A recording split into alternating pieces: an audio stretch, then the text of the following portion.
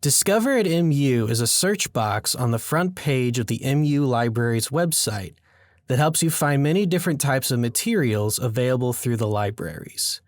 This quick tutorial will walk you through how to conduct and refine a search using Discover at MU. On the MU Library's homepage, library.missouri.edu, type a search into the Discover at MU search box and then click Search.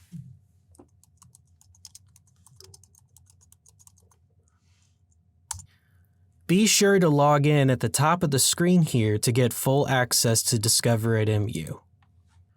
You will now have a results page with a list of items that match your search criteria. If you'd like to refine your search, click one or more of the limiters on the left-hand side of the results page. The page will update automatically. The picture and underlying text to the left of each record shows you what type of item it is. The bottom of the record also links to PDFs if the full text is available, or the location if it's a physical item. To mark the resources you would like to save for later, click on the folder icon on the right-hand side. Click on the title of an item to see more details like an abstract and citation information. From each item's page, you can email the record, cite it, and export to a citation manager.